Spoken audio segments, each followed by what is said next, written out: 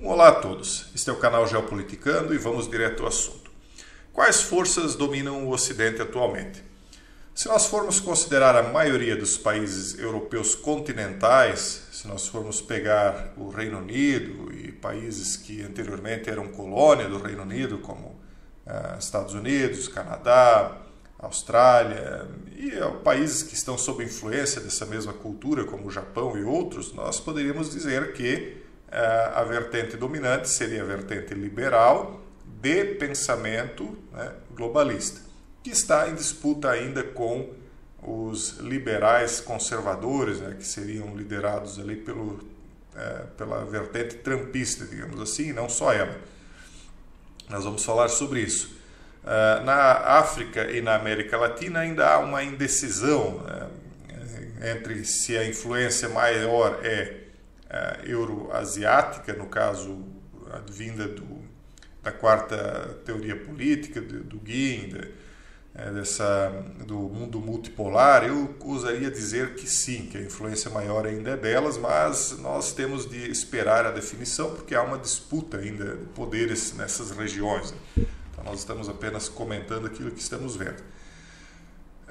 Quanto à vertente atlantista, como o pessoal do mundo multipolar gosta de tratar, nós temos dentro da Europa essa impressão de que há um alívio para eles. Eles veem a OTAN como uma maneira de se protegerem da influência. E quando eu falo eles, eu não estou falando o povo, eu falo desses que capitaneiam essa vertente ora dominante. Então os líderes, por exemplo, dentro da União Europeia, veem a OTAN como uma maneira de se proteger das influências russas, e também de tentar obliterar as forças de Putin, por exemplo. Nesse artigo aqui nós vamos observar, vamos analisar, por exemplo, que eles percebem que com o crescimento do Partido Republicano, dominando agora a Câmara dos Deputados nos Estados Unidos, há uma necessidade deles começarem a se preparar para uma eventual volta de Trump. Eles compreendem que Trump não saiu tão fortalecido assim quanto se imaginava, porque uma boa parte dos candidatos que ele apoiou não chegaram, embora o Partido Republicano tenha feito maioria, então não é necessariamente da vertente, porque sempre existem divisões dentro das divisões, não necessariamente é da vertente que Trump tinha mais influência.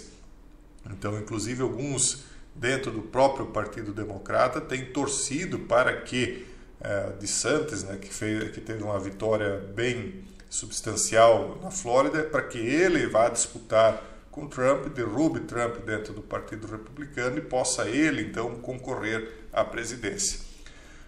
Enquanto que outros temem que, se ele fizer isso, ele vai ser arrasado, como Jeb Bush e outros que tentaram derrubar Trump dentro do partido e que ele ainda, então, estaria dominando. Então, eles colocam algumas situações, como, por exemplo, o fato de que a invasão da Ucrânia pela Rússia, ao invés de enfraquecer uma OTAN, que Emmanuel Macron teria, algum tempo atrás, dito que teria o seu fim cerebral, lá em 2019, inclusive na época eu fiz um vídeo falando sobre essa declaração dele. Então, essa OTAN que em 2019 era vista como um zumbi, agora está mais forte do que nunca, inclusive prestes a receber Finlândia e Suécia, como vocês viram, e que acabaram sendo, inclusive, ameaçados aí por Putin caso eles ingressassem. Os europeus estão finalmente gastando mais em defesa. Vocês lembram como o Trump pediu, exigiu, e fez, inclusive, os líderes passarem vergonha, porque foi uma exigência pública, de que eles fizessem mais aportes, que eles gastassem mais com defesa, e que até então os Estados Unidos estariam levando a aliança nas costas. Então a Alemanha agora atingiu a meta muito prometida de 2% do PIB no investimento em defesa. Então a OTAN, depois do que aconteceu aí na Ucrânia, acabou se fortalecendo. Esse artigo coloca que americanos e europeus agora também estão concordando mais sobre o desafio estratégico que a China representaria, especialmente agora que Xi Jinping, que governou, segundo o artigo aqui, com ameaças econômicas e políticas, beligerantes, ampliou e consolidou o seu poder. Por quê? Porque ele foi para o terceiro mandato, que é algo praticamente inédito na China, né? Desde que ela teve essa mudança toda, né, na política dela. Então, eles dizem que há uma forte sensação de que o Ocidente está de volta, porque há uma espécie de hegemonia, né? Como eu falei anteriormente, é uma hegemonia, por enquanto, liberal, né, de vertente globalista.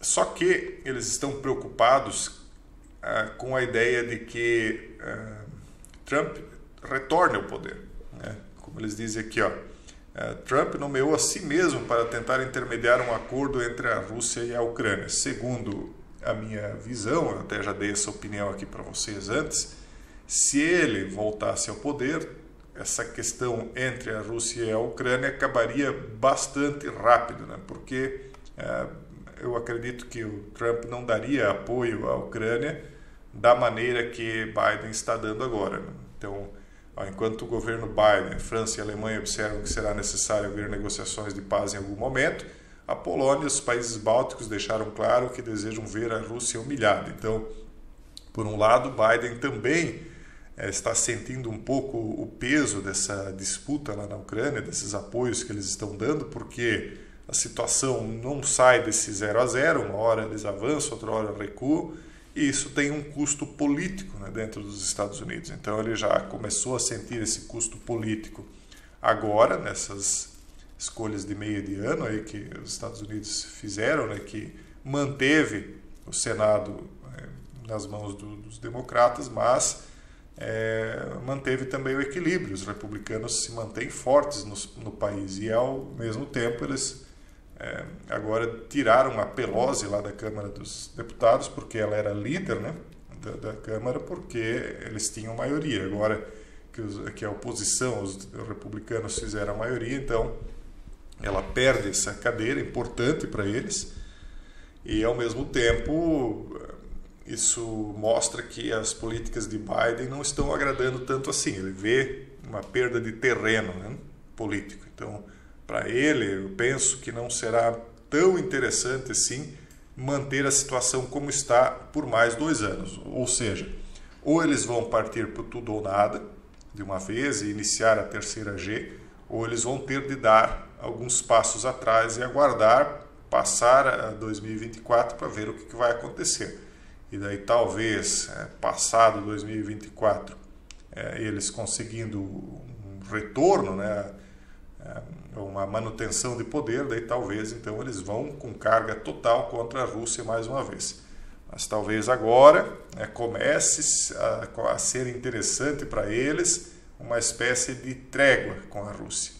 Por isso, talvez que Xi Jinping e Biden se reuniram, porque para Biden é interessante também suspender um pouco essas brigas aí com a China, pelo menos para dar uma melhorada na economia do seu país.